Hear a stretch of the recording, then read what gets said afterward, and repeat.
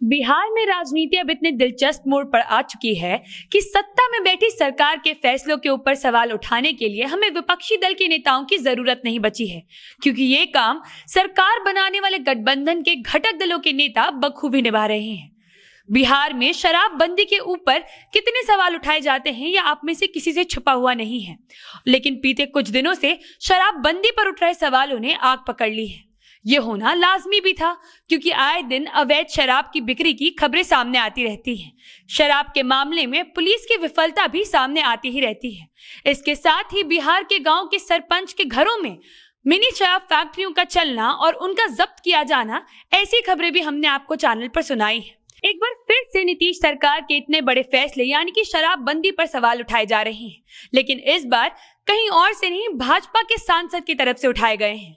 जी हां, भाजपा के औरंगाबाद से सांसद सुशील कुमार सिंह ने शराबबंदी के फैसले पर सवाल खड़े किए हैं।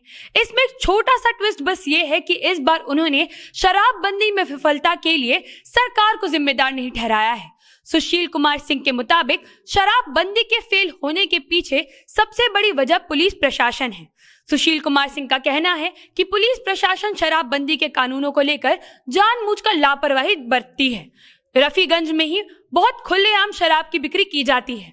पुलिस तक जब इस बात की जानकारी पहुंचाई जाती है तो पुलिस अधिकारी उन्हें लेकर कोई एक्शन नहीं लेते। सुशील कुमार सिंह का कहना है कि पुलिस प्रशासन ऐसा इसलिए करता है क्योंकि शराब माफिया उन्हें नजराना भेजते रहते हैं। आपको बता दें पूरा मुद्दा क्या हुआ था। शनिवार को पुलिस ने भाजपा के कार्यकर्ता को शराब पीकर रोड पर हंगामा करने के लिए अरेस्ट कर लिया था। पार्टी की तरफ से यह बात कही गई थी कि जिस कार्यकर्ता को पुलिस ने अपनी हिरासत में लिया है उसने कभी शराब को हाथ तक नहीं लगाया है।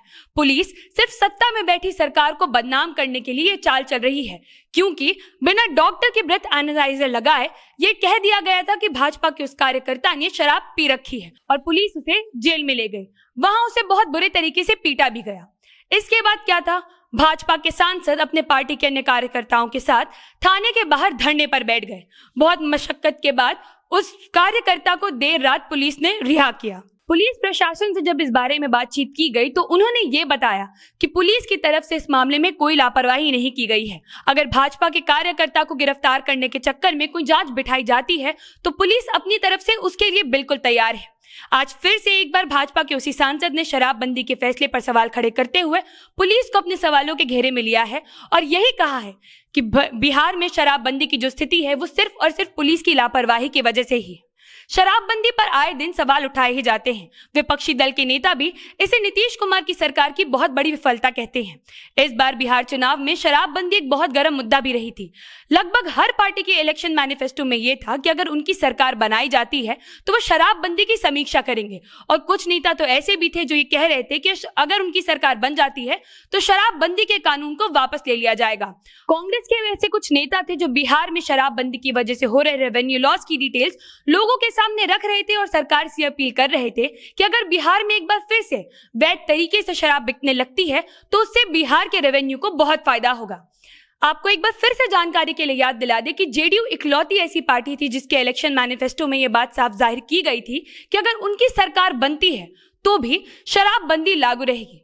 लेकिन एक बार इस तरीके से फिर से भाजपा के किसी सांसद का शराबबंदी के ऊपर सवाल उठाना नीतीश सरकार के लिए एक बड़ी सोचने वाली बात तो है।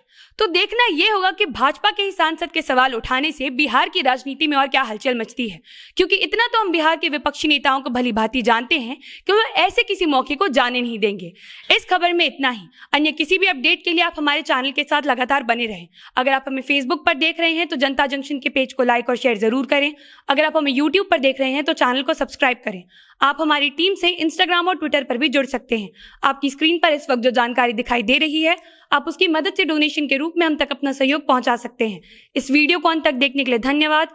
मैं हूं सौम्या राठी, कैमरे के पीछे हैं पप्पू सिंह और आप देख रहे हैं जनता जंक्शन।